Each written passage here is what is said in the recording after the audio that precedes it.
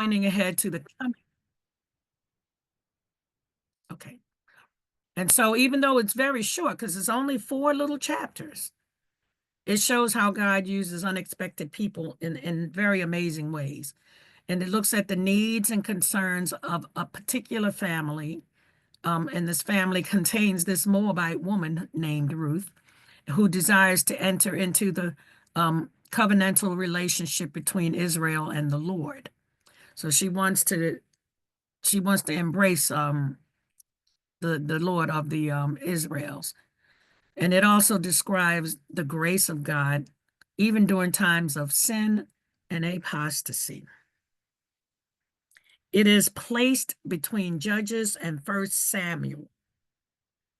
And these are 2 historical books. And Ruth is not really considered a historical book, but it is placed in that area where we find those historical books. So, and they don't know who the author was, but they believe that it was written around 10 BC. So when we're looking at the occurrences or the history of the Israeli people, the book of Ruth was written pretty late. But it is, as I said, it is quite a book. And then we go from there with 1 Samuel. And as you see, I put up there from theocracy to monarchy, from God being their leader to them wanting kings to be their leader. And so it is a very important book within the context of the Old Testament and salvation history. And we know that salvation history is really summed up with our Lord Jesus Christ. It is a transition from the book of Judges to the monarchy, which are the books of Kings. So it's in 1 Samuel that we get introduced to David. And then David ends up a very prominent figure in the historical books of the Old Testament, as well as the wisdom literature. And when we talk about the wisdom literature, we're mainly looking at the Psalms that David is given credit for writing most of them, and also in the books of the prophets. So David becomes a figure of Christ as seen through the prophets. Another one, the 2 books of Samuel, they don't know who the author was, but they definitely believe that Samuel 1 and 2 was originally one book. And for whatever reason, they divided it up. So there's a little introduction to these our two readings. And so as usual, my question is, what in these readings jumped at you? How did they speak to you? And how might they impact your life?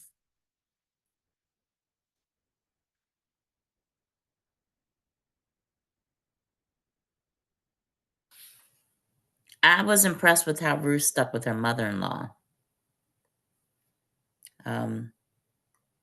She trusted, she didn't want to leave her alone, I guess, or she didn't want to go back home to her people, but her commitment to her mother-in-law and to be there for her and take care of her was something that I love seeing and reading about. So I have lost. I've lost my PowerPoint again. Are you all still able to see it? I want everybody to continue answering the question. No, we see your desktop, your screen, not the PowerPoint. Yeah, something's really wrong here.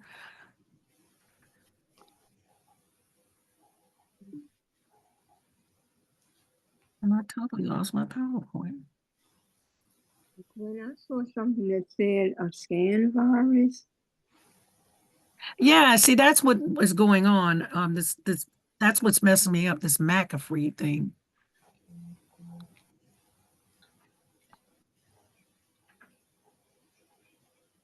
And so I'm going to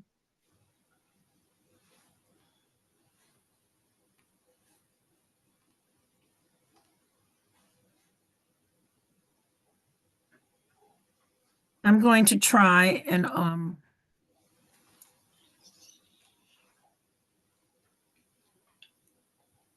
uh,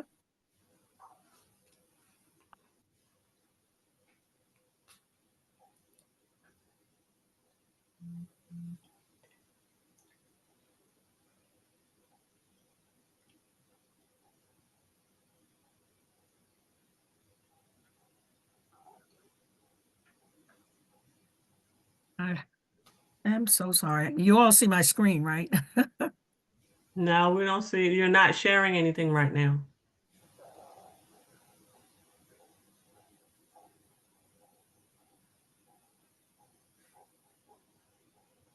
That's mine is saying I'm sharing it. I cannot believe I'm having all these emails.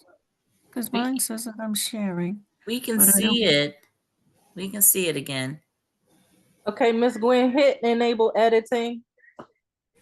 And you're in the actual program and not on the web of the program.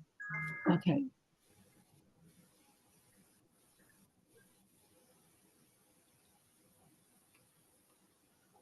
I did hit enable editing. I think it's coming. Does everyone see it? Yes, ma'am. Yes. Okay. So Debbie, you said that you were impressed with her loyalty, right? Loyalty to her mother-in-law. I think I'm normal now. Praise the Lord. Yes.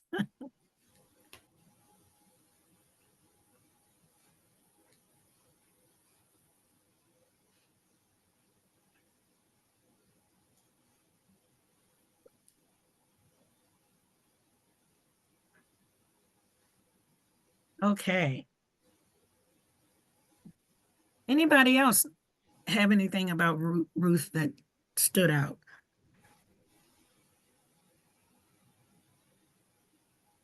I was impressed with her faith in Christ, that she prayed so hard for what she wanted, that she never gave up on her prayer and was Are you rewarded. thinking about Ruth or Hannah?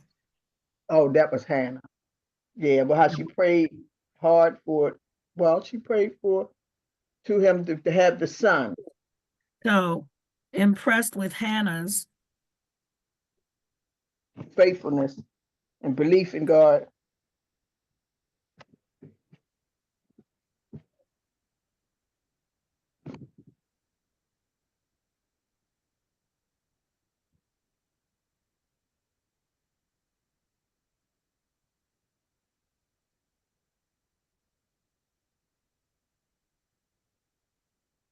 she was a praying woman. She really was, wasn't she? Yes, she did. She didn't give up. She made me think They of Monica. thought she was drunk. Right. Anything else jump out at anyone in either book?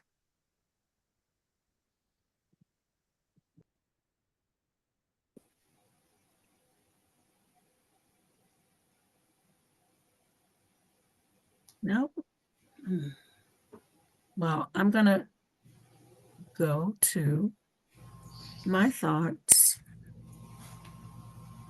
And then anybody that wants to jump in and throw something out that comes to their mind, give it to me and I'll put it on the previous slide.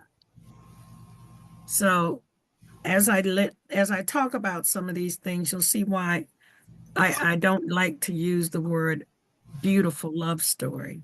And you'll see how I look at Ruth a little different. So Ruth was a Moabite woman, right? Naomi was an Israelite. Moabites and the Israelites were enemies. And so, but yet Ruth was married to Naomi's son, right? Ruth and Orpah were married to Naomi's sons. So for me, it makes me question how did the marriage happen? How was the marriage accepted on either side? You know, looking at Ruth's people and Ruth and Orpah's people and looking at Naomi's people. I mean, Naomi was in a bad situation and they were staying on the what was it, the mountain of Moab? Or was it a plateau? But they were staying in an area, sort of like an isolated area because of a famine, right? I think that's how it went. And so did Orpah's, I mean not Orpah, did Naomi's sons take themselves wives from the Moab women because they had no other women to have? And then that question would lead me to another question. Were these women forced into this marriage? And or, you know, or was it this beautiful consensual love story? So because my mind works like that, I asked the question, which one was it? And we won't ever know. And only because she was a Moabite woman. And there was no way you could not know she was a Moabite woman because they kept saying it. This Moabite woman, this Moabite woman. And so we couldn't help but know that she was different. And they stressed it for several reasons, one of which being because of her wanting to become a member of this covenant with this guy. But, are they stressing it because she was different? And there's a controversy about the ethnicity of the Moabites. Because when you really do research, there are some who say that they were and black, but then you have to define what we mean by black, and which is something that we always have to do when we say somebody's ethnicity is that they're black. We have to define what we mean by black. Do we mean that they are African American? Are they Caribbean? Are they African? We have to put definitions around what we mean by black. But they were supposed, there's the controversy that that Moabites are darker skinned people of color. And when we look at that time and that area of the world, everybody was a person of color, really. But that's one of the things that stood out to me. And so, and with that, asking about how did the marriage happen, there's this question of when the sons died, and Ruth told them to go back to their people. I mean, not Ruth, Naomi told her daughters-in-laws to go back to their people because she had nothing to give them because she didn't. I mean, it's quite a speech, I thought, when she told them, I don't have anything for you. I don't have a husband. I don't have sons. Am I going to have a son at this old age? And if I did, you'd have to wait until he's old enough. I thought that was quite a speech. That is, yeah. Go ahead. Yeah, the way she said, are there yet any more sons in my womb? I'm like, what? I know. She was straight up, wasn't she? And she was kind of sassy with it. But I like that. But then there's this other question. If they return to their people, would their people take them back? So that's another question that pops up with me. And now they get back to Bethlehem. Wasn't it Bethlehem? Yes. Yes. If I'm wrong, somebody correct me. They get back there, and there are relatives of Naomi. There are people who are happy to see Naomi, but Naomi is very, very upset and distraught at her situation. And Naomi's having quite the pity party. And that's how I looked at it, because she was really feeling sorry for herself. And I'm certain we'd all have a bit of a pity party if we were in that situation, her husband's dead, both of her sons are dead. She has no heir, and you know how important the heirs were with the Israelites. And so she was feeling sorry for herself, but she had Ruth. And Ruth was loyal, extremely loyal. And you can't help but, I agree with you, Debbie, you can't help but be impressed with her loyalty. But So that's why she said she changed her name because she thought the Lord, took her husband, took her sons. because Naomi apparently means sweet. And I can't remember the name she wanted. She said, call me such and such, which means, Mara. right, which means bitter. And that's how she was feeling. See, that's why I say she was having a pity party. Oh my goodness. But we all know, I think there's probably not a single one of us that has never had a pity party. The thing is, whenever when we go to the pity party, we just have to make sure that we know when to go back home, because some people stay in the pity party and it destroys them. But Naomi didn't stay at her pity party. She started what I called scheming. Because notice the things that Ruth did, that Naomi told her to do to gain Boaz's favor. When she placed herself on that threshing floor, and who urged her to do this? Her mother-in-law. So my question is, did Naomi prostitute Ruth? Because that was a very sexual encounter. And I don't mean like sexual, like the songs that the kids like today that tells you straight up what they're going to do, how they're going to do it, and when they're going to do it.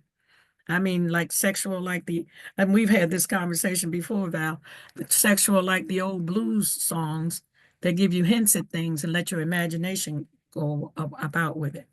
Because it really was, she placed herself under his garment at the foot of his where he was lying down. She gave herself to him. And so that's why I say, and this is all with Naomi's urging. And so my question becomes, did she, and I should have put prostitute in quotes, but she gained his favor and he married her. So that stood out to me. And then what did she do? She became pregnant and she had a baby. And what did they all say about her baby? That it was Naomi's. That Naomi Right, had a son again. right. And that's why I said, I wrote a paper about this and I called Ruth a mammy, but that wasn't really the best word for it. So right here I put, well, was Ruth a surrogate for Naomi? Because Ruth had the baby. She carried this baby, but as soon as she had the baby, what was it, Obed? Naomi took the baby and held the baby to her breast. And she was so happy because she had a son again. Well, wasn't she old? She was old, and I bet your question is the same thing I'm thinking. Was she able to nurse this baby? That's what I'm saying. Right.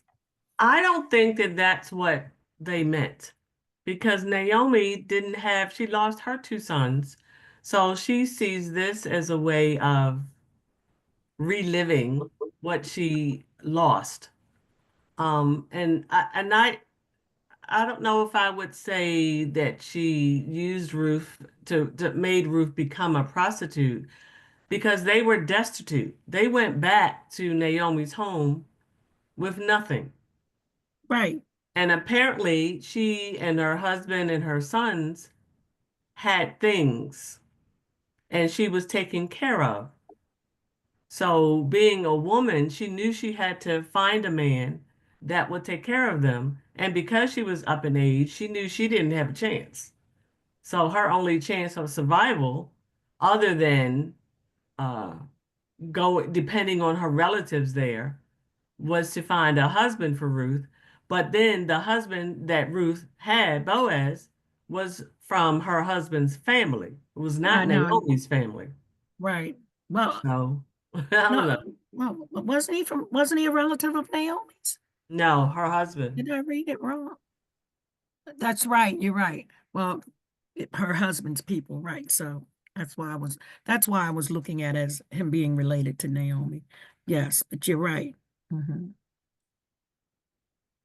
But and her having a son again meant that there's an heir. You know how Yeah, they yeah. really want to make sure that line keeps going on. But it And wasn't her son's son. no, but it was a relative, as in, on her husband's side. Oh, that's right, because she just said kinsman. Okay. So Yeah. they were still all related. Yeah, even though, right, even though Boaz and we, Naomi. right, Okay. Yeah, we Boaz don't quite was have a this too. relative of Naomi's husband. Naomi. And so her by getting pregnant by Boaz, okay, so that makes the baby relative of Naomi.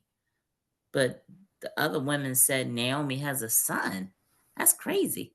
I know, see that, and that's why I was calling her a surrogate. But before, when I did my exegesis on it, I called her a mammy.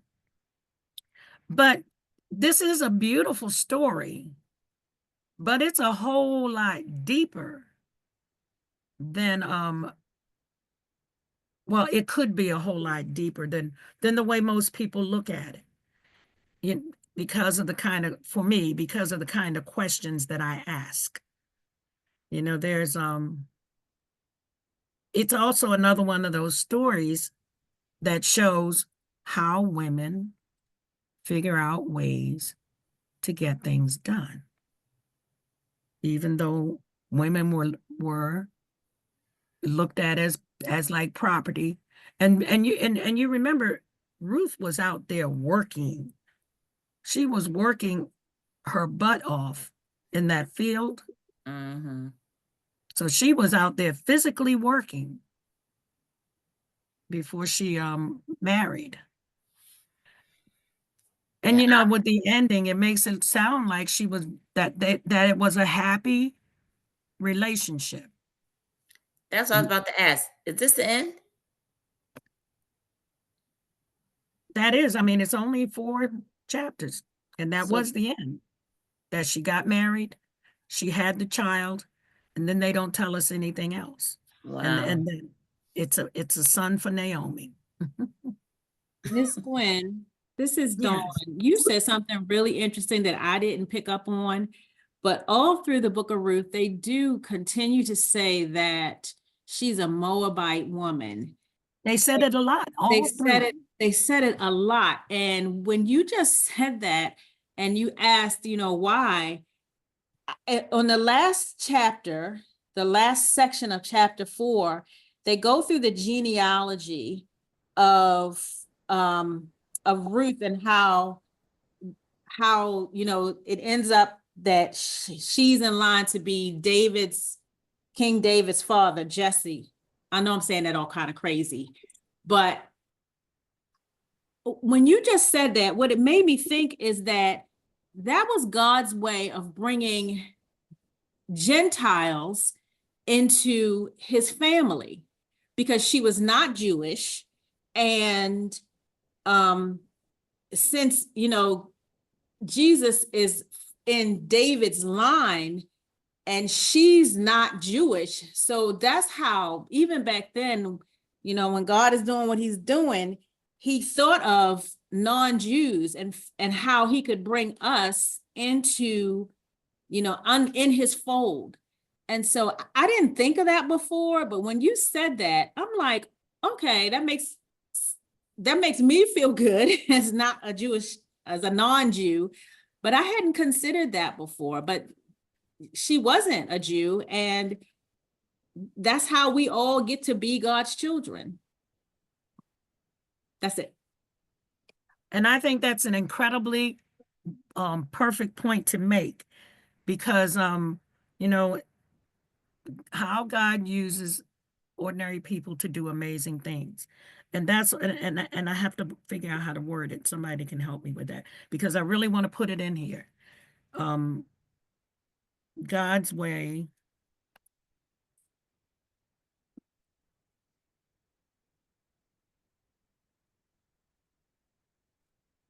I would just say God's way of bringing Gentiles into his, bringing in Gentile children. I don't know. To Christianity.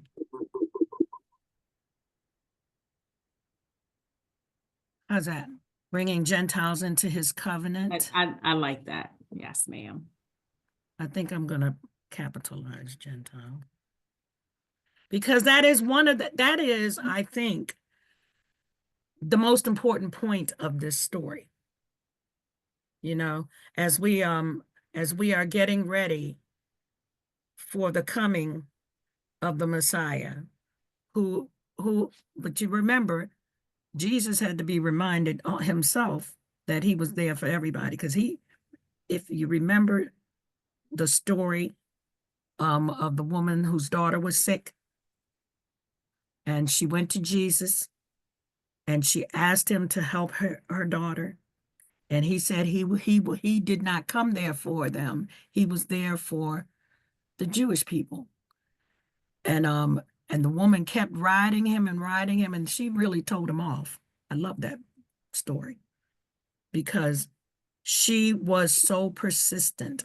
And he said, you don't give the scraps to the dogs or something like that, because he pretty much called her daughter a dog.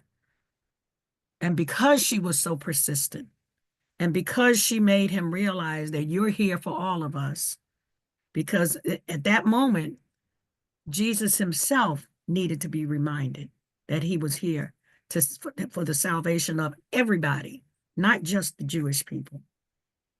And because of her persistence, just like Ruth was persistent. And when we get to Samuel, like Hannah was persistent with her prayers. Jesus ended up going and saving this woman's daughter. I don't know if anybody else remembers that story, and I wish I could think of her name, because I don't even know if her name was mentioned. But I remember that story because this is the woman that I always said who read Jesus, because she told him that and she knew, she could foresee it herself. You're here for all of us. You're going to save all of our souls. But I do believe that was the most important point of this story, because Ruth, with her loyalty to her mother-in-law, was accepting the religion of her mother-in-law, because the Moabites did not. And so she wanted to be a part of that covenant with God. She wanted to be a part of the covenant with the one God, with the uppercase, not the many lowercase gods. So it is, I mean, it's a powerful little book. I heard a voice. Wanted to turn this sound down. This is Carmelita. I'm reverberating. I saw an interesting article that says that Naomi actually suggested that Ruth approach Boaz while he was sleeping, and that Ruth's preparations to approach Boaz, which they called the Kinsman Redeemer, included washing and anointing with oil and clean raiment. And they said this is the same process the priest went through when Moses consecrated them for the priestly service on the 8th day. They said, do not miss the type Ruth plays as a model of the Gentile bride of the Messiah. It also says, like the coming bridegroom at the hour of midnight, Ruth lays at Boaz's feet and she asks him to cover her with his wings or his authority. And so it says that Boaz once commented on her placing her trust in the shelter of God of Israel and under his wings. Now she asks that Boaz also cover her with his wings. And they said, this can be compared sort of to the woman reaching out to touch the healing hem of Jesus. So I thought they were some interesting comments about Yes. Ruth and her role.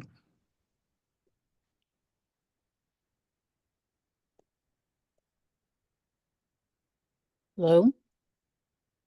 I am trying to figure out how to put some of that down.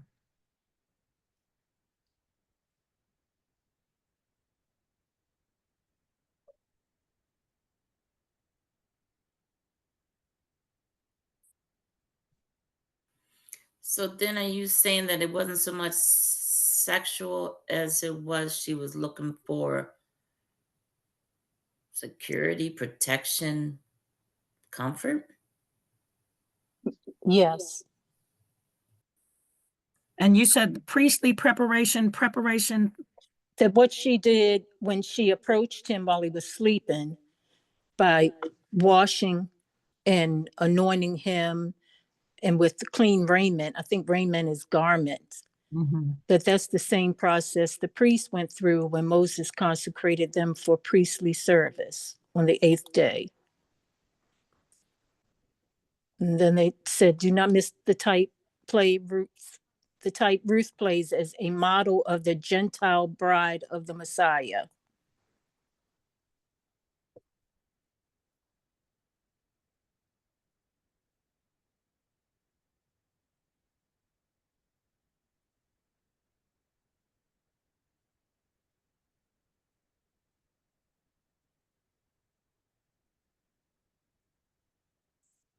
And then when she, laid under the cover, that she was laying under his wings or his authority.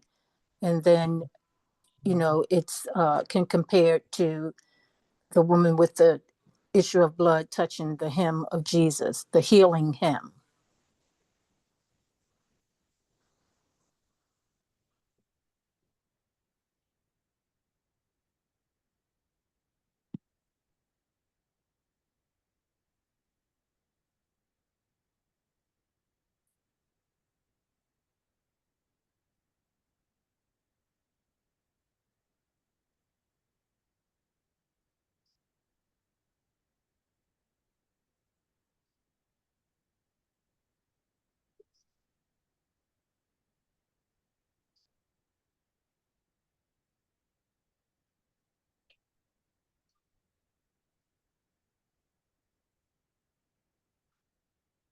Like that. I need a D on the end of place, don't I?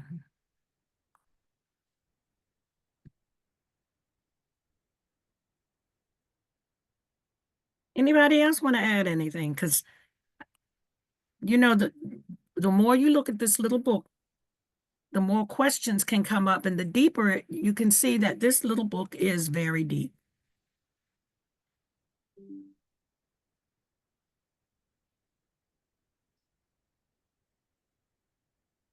No more comments about Ruth?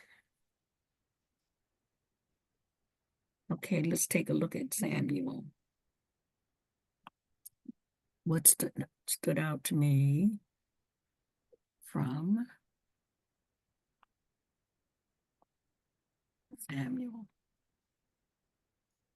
So it's like someone mentioned it. Hannah, someone else said it, Hannah. Hannah was so prayerful. We wrote that, didn't I write that down?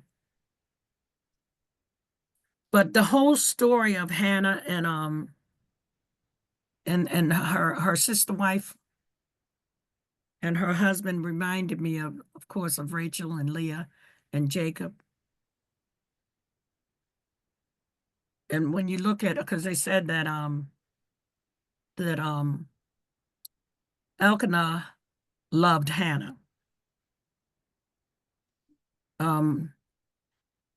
Peninnah gave him children, and Hannah was unable to, but Hannah was the one he loved.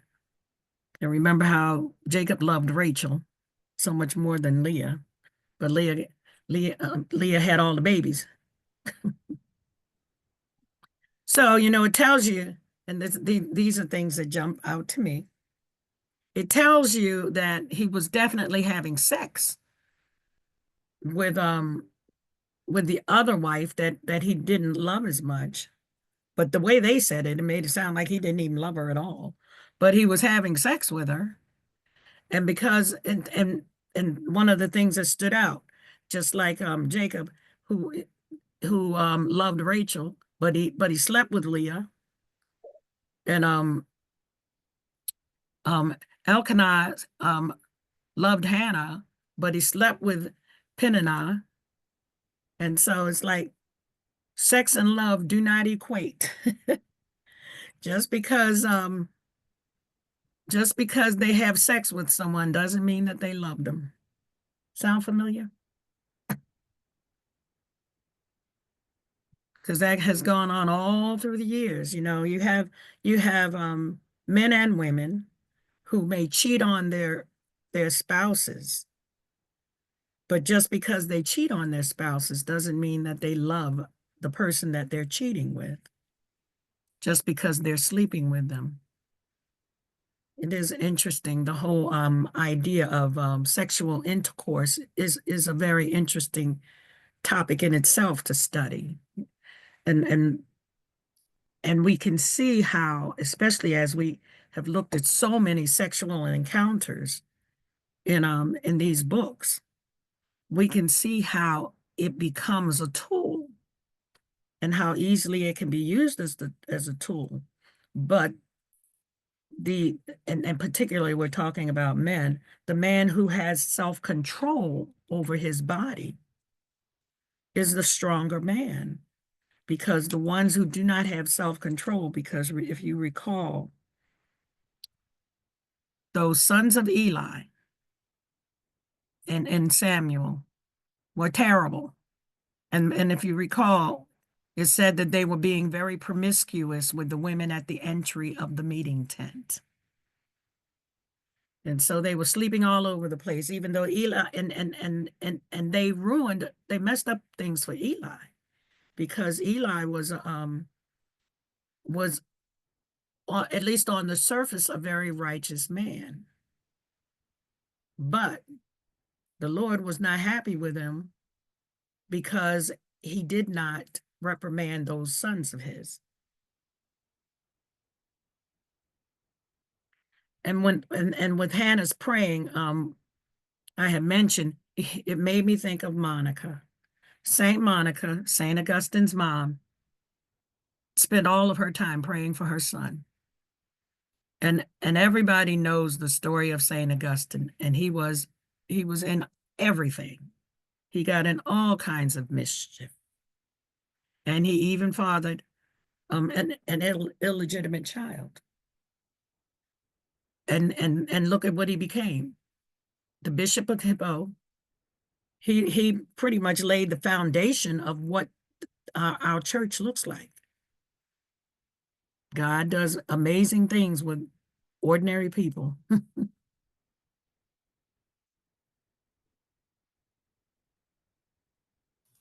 So why did it said Eli mocked her mouth? She spake in her heart, only her lips moved, and Eli thought that she was drunk. Right, because of the way she was praying. I thought that was an interesting point, thing to point out. But I think that the reason that they wanted to point it out or put it like that was to make us see how strong she was praying. she was praying so strongly, and I think somebody had mentioned it, that he thought she was drunk, that she was putting her everything into those prayers.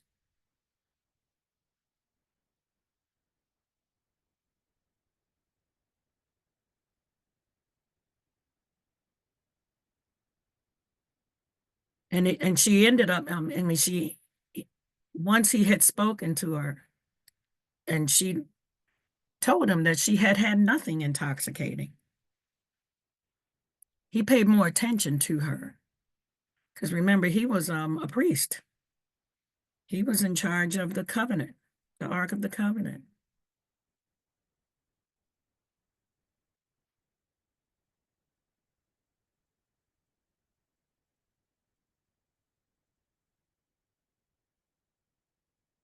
And you know, another thing that I should have pointed out about First Samuel is that it is in this book that we are introduced to the Israelites begging for a king. And I need to find out which verse, because when they asked God for a king, God was not at all happy, because God felt that he was their leader. And that's why I had it when I wrote from theocracy to monarchy. Because Chapter 8. What chapter was it? 8.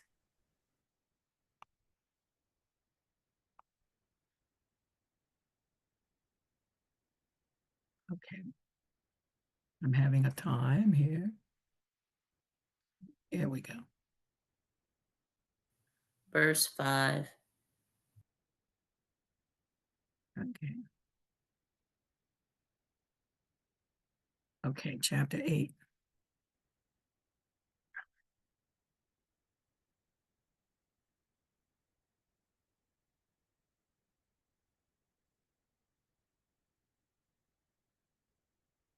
I'm having a time because I've got this little McAfee thing that's popped up again. There we go. And I can't get rid of it. And I don't want to hit it too much, because then it'll do stuff that I don't want it to do. But anyway, Valerie, if you can give me a suggestion, I'll take it. I'll go back. Okay, I know what I can do. I'll put it in the middle. Okay, 8:5, right? Right. Yes.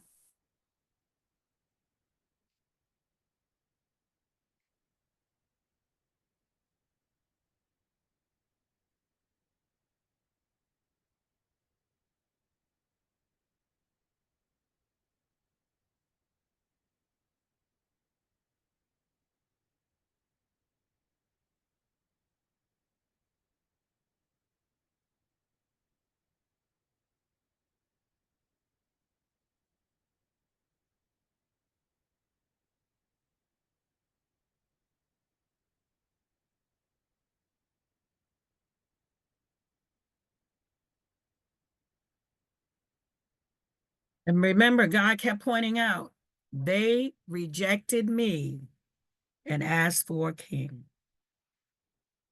And then, you know, you think about that. For me, I think about things that we do today, and it takes me to the incidents of 9/11. I felt like what they were attacking when they came after us on that day was what we had decided was going to be our God, and that's money. Because we looked like people who, more than God, worshiped the money. Because look at what they attacked.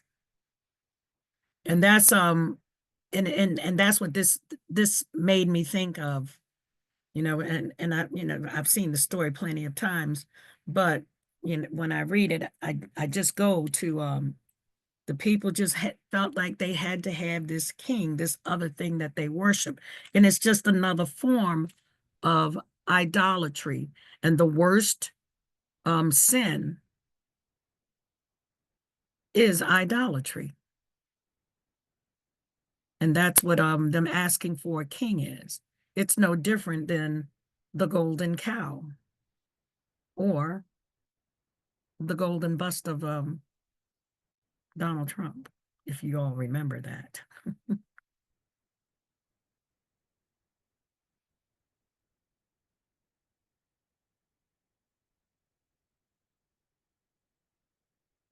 But I do think that is something that we have to pay real close attention to. And then so God went out to find himself a king for them. And so he ended up with Saul. But things weren't going so good. And and those will be when we finish with Samuel. I think Kings is next. And we'll be looking at the mess under the kings. But King David and King Solomon become special kings.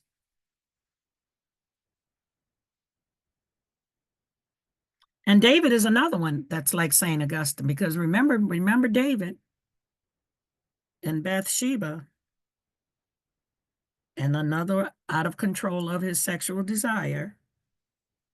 He had her husband killed. He raped her. And he became the greatest king of Israel. And so that's another thing to another takeaway looking at these people that God works through.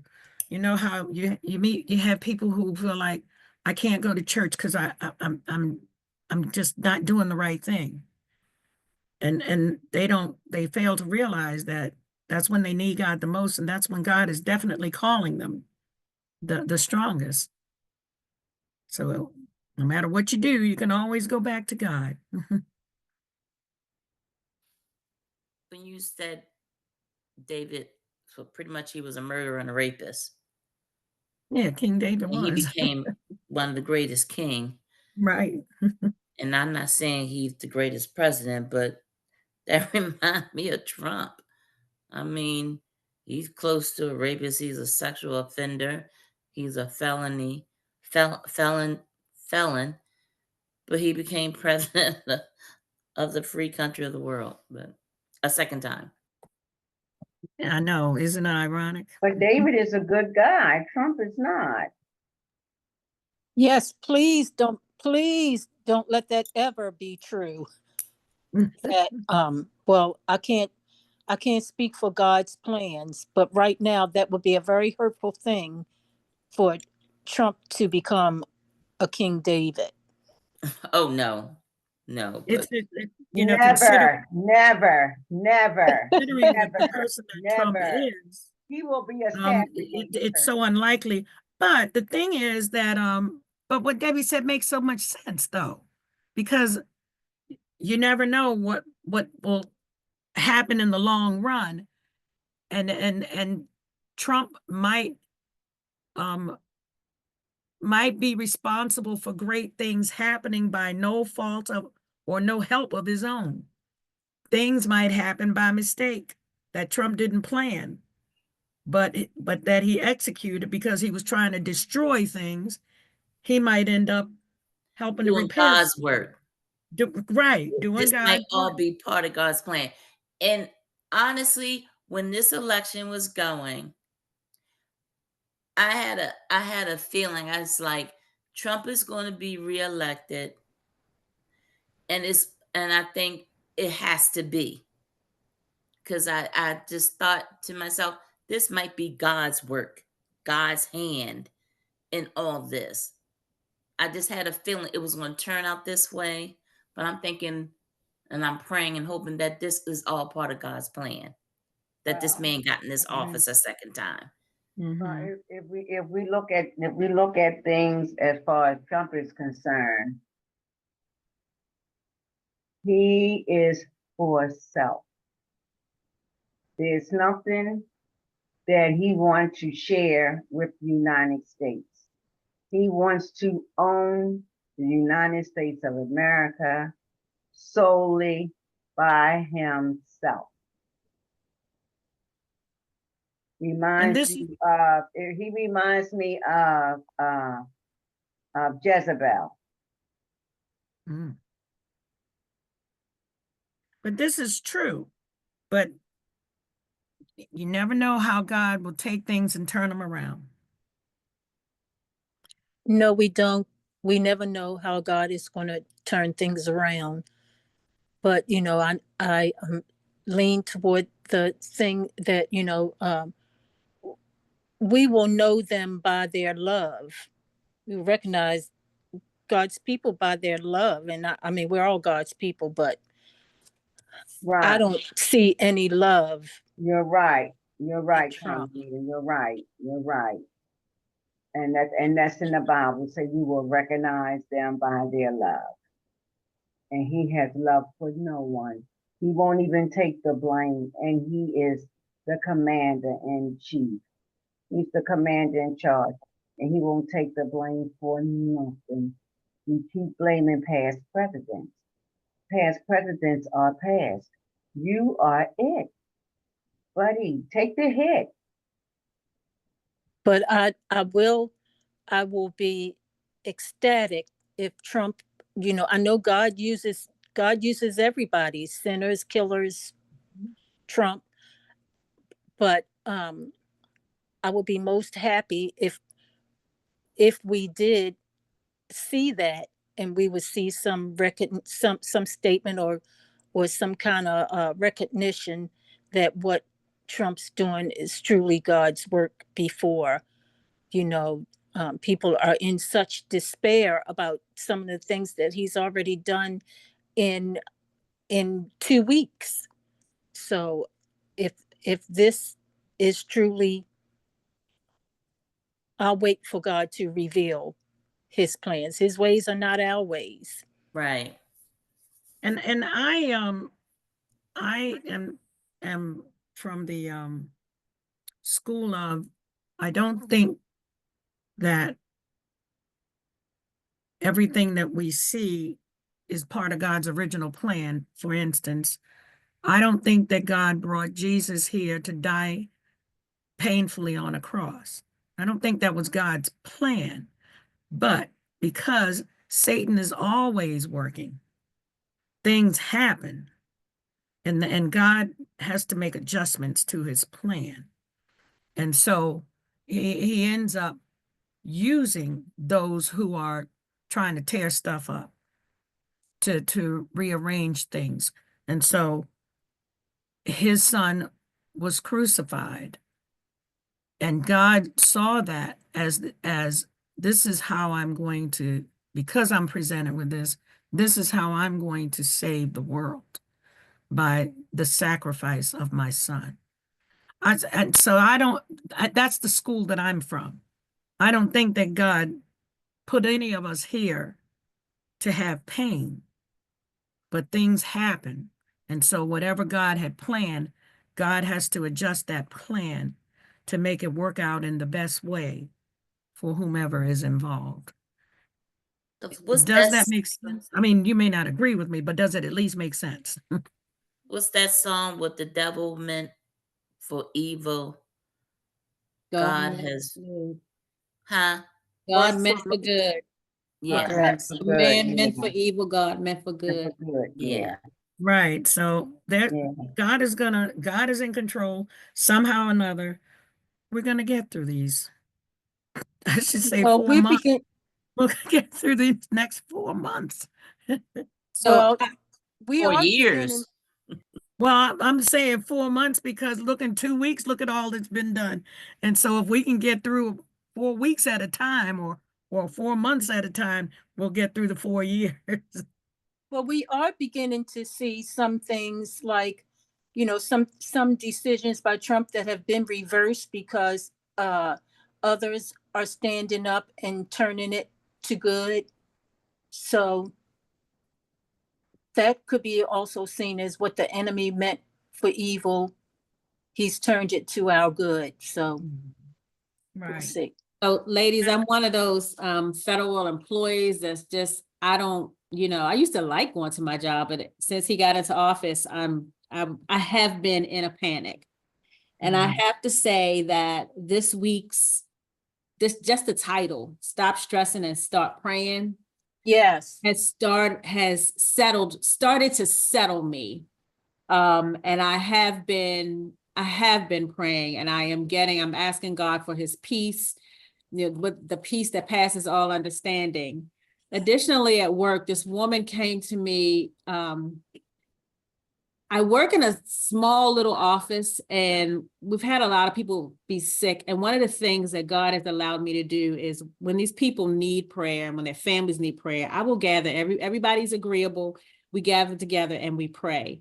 But one of the ladies came to me today and said, "You want to do a daily Bible study or a daily prayer?" And I just was like, okay, God, that for me, that was another sign of me to just keep praying about what is going on, because I'm sitting here saying, I got a mortgage to pay. I don't know what this man is about to do. And I think a lot of federal workers feel the same way. So I agree with you that I am trusting that God is going to use Trump for our good and his glory. But I will ask that you guys just hold all the federal workers, just keep them in prayer, because one of the reasons why you go to the federal government, work for the federal government, is for a level of safety that they are stripping from us. And, what are we going to do? But all we can do is, just like this week's title says, is stop stressing and start praying. So I feel, I'll say this real quick and then I'll stop. I want to pray like Hannah prayed. I want to pray till somebody thinks I'm drunk, because Amen. I am, Amen. I'm literally, I feel terrorized. And then I feel guilty, because I'm like, God, I'm supposed to trust in you. I'm supposed to trust in you. I'm not supposed to be as stressed out as I am. Yes. I don't know exactly how to do it, but I'm going to start trying to pray like Hannah prayed. Well, That's that's your wonderful. coworker coming to you asking for a daily prayer group. Yes, that was, It's strength in numbers. yes. Strength in numbers. And it's not just federal workers, it's all across the board, because the people that get SNAP, that they depend on their food stamps, they depend on federal funding for housing, our postal workers. I mean, it's just everybody across the board, everybody that get any kind of federal funding is subject. And what I liked, let me say this real quick, and then you can finish, is that you said you feel terrorized, which was, so what does that make Trump? A terrorist. Mhm. I happened to switch the channel one day last week, and I heard this show. I like to watch this show, Better Together. It's like 5 women that discuss different spiritual issues, and I heard one of them talking about prayer and said, to pray continuously. And she said, I wrote this down. She says, "I will give myself to prayer. I am prayer. I'm not worried. I'm prayer. I'm not giving up. I'm prayer. I'm not hopeless. I'm prayer. I'm not stressed out. I'm prayer." So just to be prayer, to constantly be in prayer, but that we are actually prayer. So I really like that. And that has caused me to, be in a constant state of prayer, because, my daughter too, she works for the FDA. And when the announcement, she was on FMLA because my granddaughter just had a baby. So she couldn't even enjoy that, because she had to keep getting on these meetings to hear the different announcements that and mandates that Trump was setting for their particular office. And it was really stressing her out. And therefore it was stressing me out too. So I just, told her just to, God will provide. God is our provision. So just to constantly pray. But when I heard them say, I am prayer, that really meant a lot to me, helped me a lot. Carmelita, can you send that? I was about to say. I know, isn't it deep? I love it. Mhm. Can you Okay. send so I can send it out to everybody? Yes, Thank you, because I you're really welcome. like that too, because it can become a life motto. Yes. Mm. Miss Gwen, good evening, everybody. Hello. Who's Good the federal evening. work? Who's the federal worker? What's your name? Dawn. Oh, Dawn. On, yes. Well, you said you don't know how to start. You already started because I- you speaking that you turning to God, and He Yes. understands we're human. We have these fears, and we're dealing with what we're dealing. Something that we didn't want to deal with, but you doing the right thing. He says, turn to me. And the more you turn to him, the more relief you will feel, because I had stopped watching the news during the COVID, but started watching a little bit. I said, I need to know what's happening. I don't need to hear it from this one and that one. But then I get agitated. And then he said, look, you can watch it, but turn to me, because he is my only peace in the stuff that we are going through. So he is the only peace.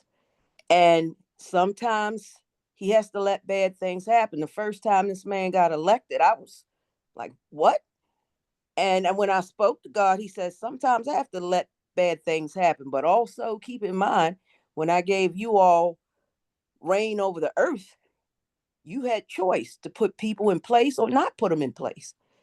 So when people put this man back into office, I feel God's just sitting back and say, okay, but when he feels like he needs to step in, he's going to step in. I'm not wishing any harm on this individual, because that's not what we're supposed to do, but he will step in right on time.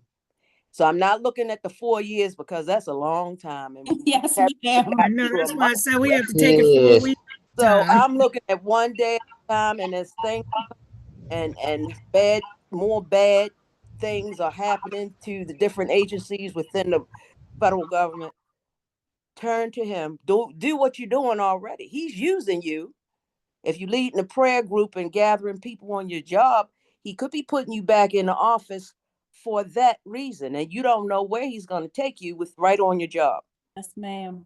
Yes, ma'am. So you already started. You don't know where to start. You Mm. already started.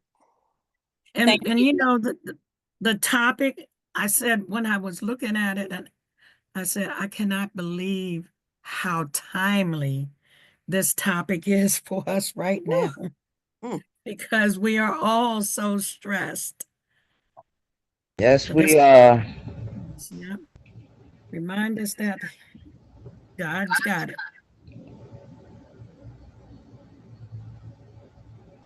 Mm.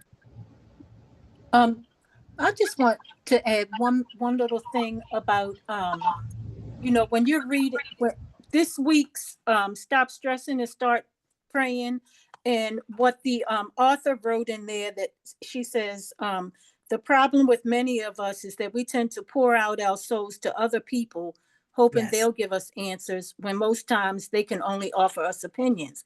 We have to take our struggles to the one who has the power to answer our prayers and solve our problems.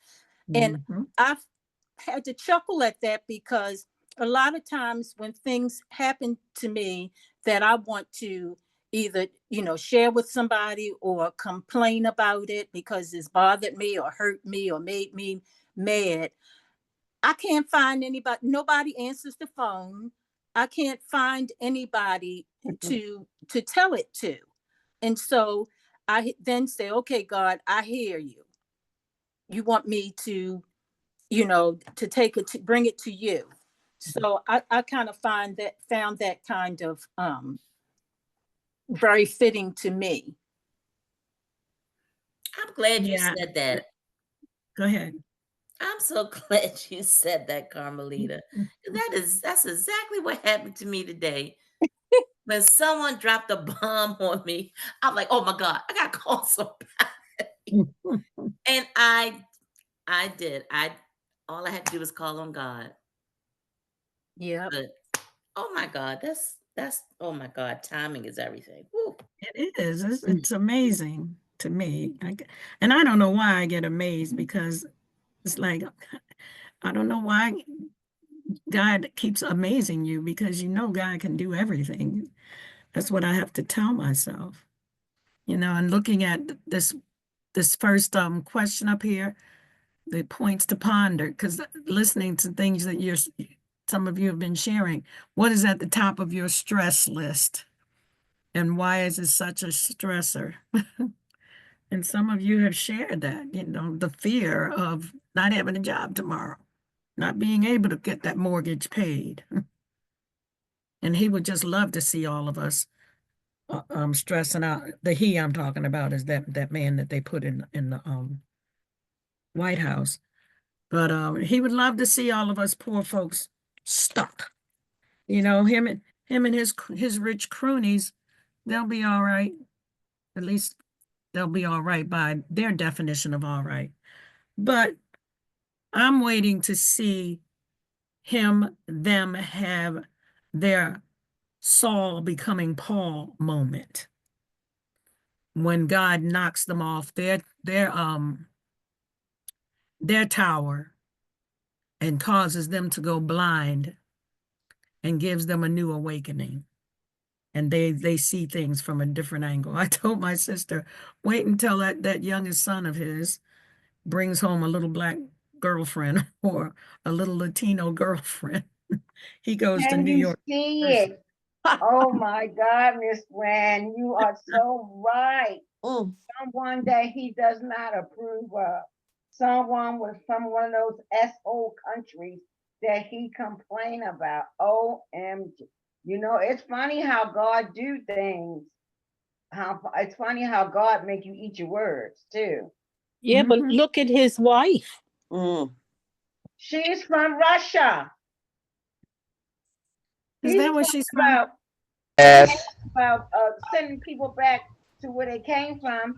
He made her mother. He made her mother before she died American. He made her father American. He's KGB.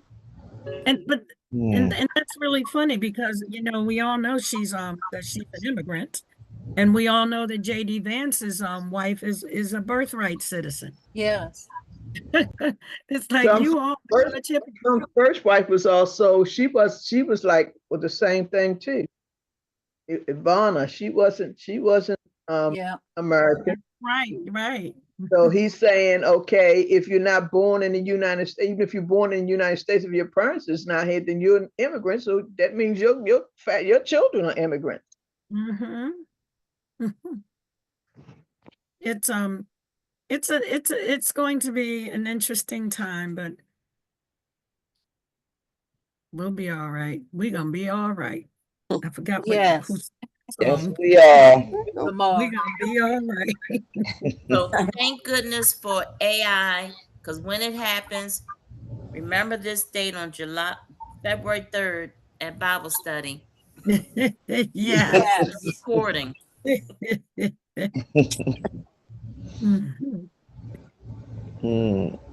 So does anybody else have a stressor that they would like to share, like their list of stresses?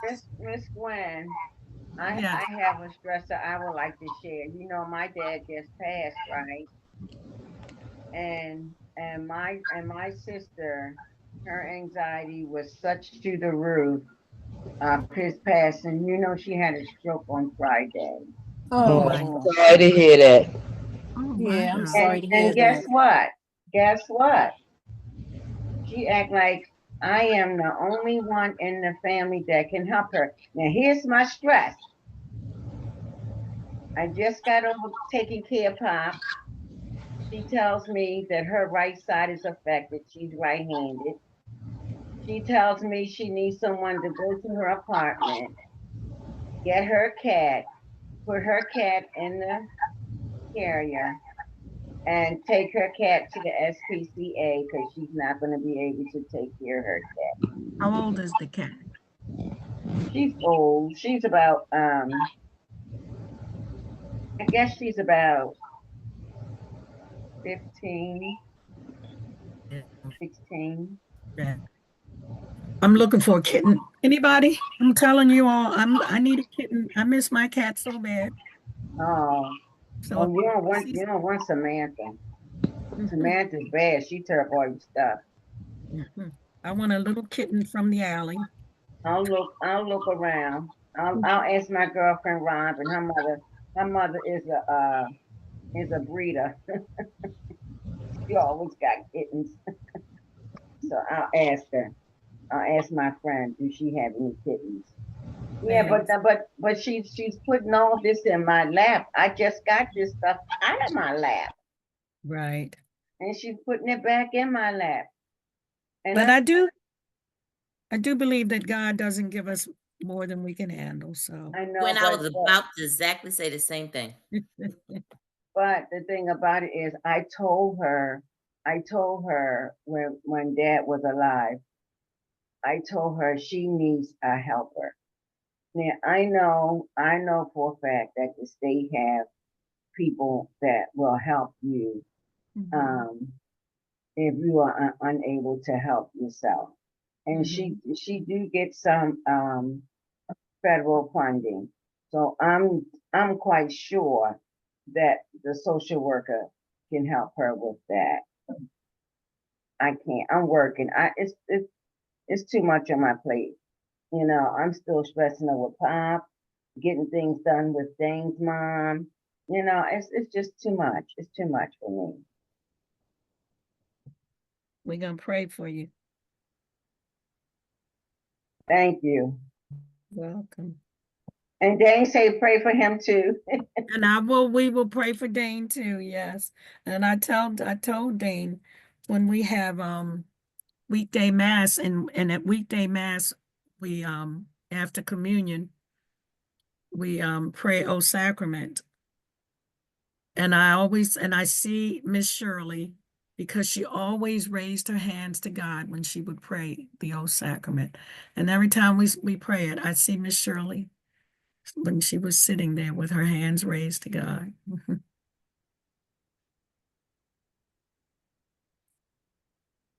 But we all, because I know we all have our list of stressors, and some things are more stressing than others.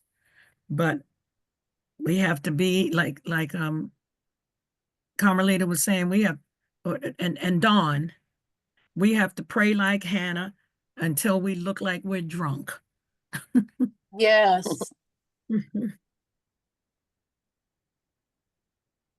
We have to be prayer. I love that. I can't wait for you to send that to me so I can share it, to send it out to everybody. Yes, I We will. be prayer.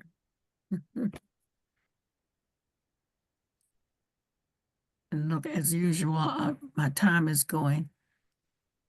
But looking at this third one, after reading Hannah's story, did you learn anything about yourself?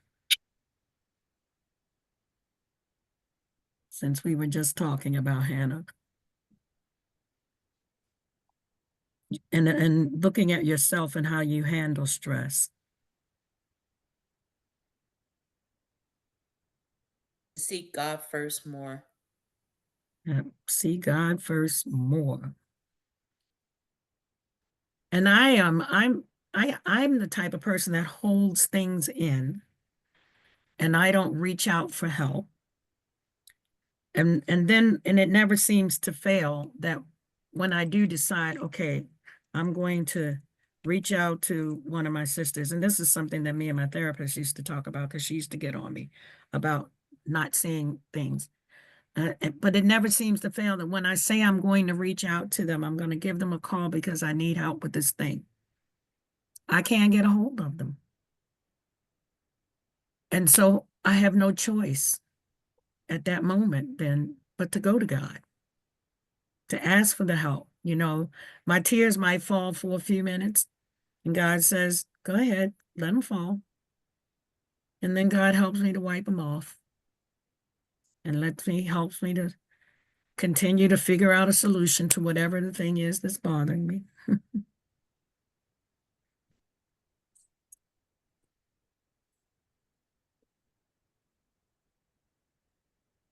I'm gonna make sure I send this out tonight. Let me see. Before we do the closing prayer, I want to point out that when I send it out, these additional resources that I have here, I've sent stuff out from this website before. It's called the Bible Project. And it has just about every story in the Bible, but it doesn't have all of them, but just about. And it makes a poster. And it's a simple little poster that summarizes the entire book for each one. And then it has a video where it unveils the poster piece by piece. And so that's what these sites are. And it's really interesting the way that they do it. And once you go on the site, you might want to just play with it for a little bit because they have a bulk of information on that site. And then next week, moving the ark. And one of the questions that we didn't get to was asking about the ark. Because in Samuel, they were moving the Ark of the Covenant quite a bit. And one of the questions was asking, what does the ark mean? And what does it mean for moving that ark? Because if you recall, and then I'm going to ask someone to read out the closing prayer. If you recall, that ark got moved, I don't know, at least 4 or 5 times. And that ark is so important to them. And what is it? The one like Eli, who's like one of the priests and wears the ephod, is in charge of the ark. And it's it's a very special thing to have that responsibility, which tells you how important that Ark of the Covenant is. And it is that reminder that of the covenant between God and his people. And that's what we have to always tell ourselves. Remember, God made a covenant with us, with his people. And with that covenant, he made a promise that he was going to look after us. And look at how the Israelites over and over and over again strayed, but he kept wrapping his arms around them and kept bringing them to success. And so that's why we know we're going to be all right.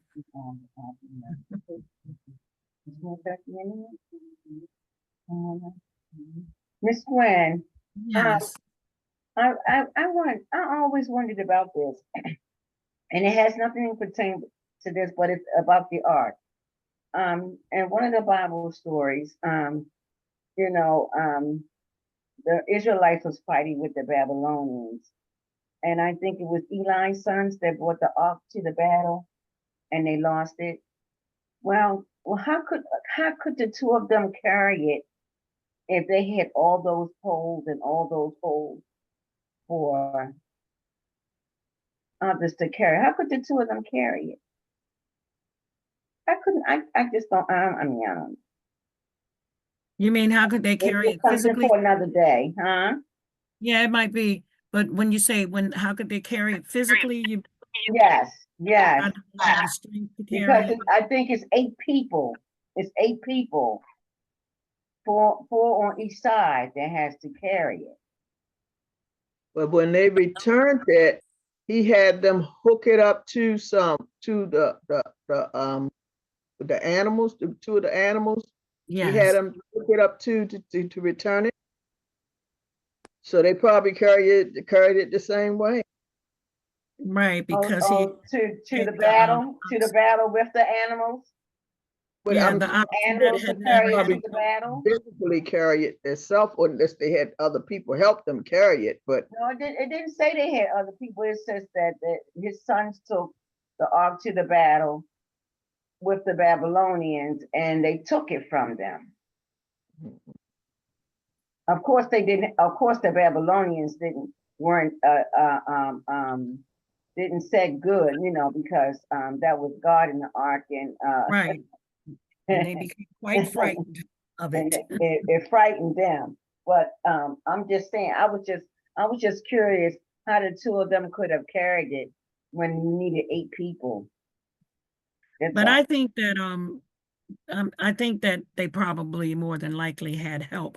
I'm saying, notice I said I think that they had help, but it wasn't important enough to for them to mention it. write that Okay, down. I got you. Thank you. You're welcome. Would someone like to close us out in Thank you, prayer? Miss Maxine. I would, please. Please. Thank you. Please, yes. Dear God, help me relax and lean on you. Help me live without stress and fear. Help me get closer to you. Amen. Amen. Amen. Amen. And Dawn, I hope that when you go in tomorrow, that you and your co-workers will form that prayer group. We used to have one at work. I worked in a Jewish law firm, and they allowed us to have a prayer group. The Jewish attorneys even asked us to pray for them sometimes, and it really, really helped our workplace a lot. So I hope that you and your co-workers will bond and form your prayer group. Yes, ma'am. I have already sent a text telling her that we will be starting tomorrow. Good.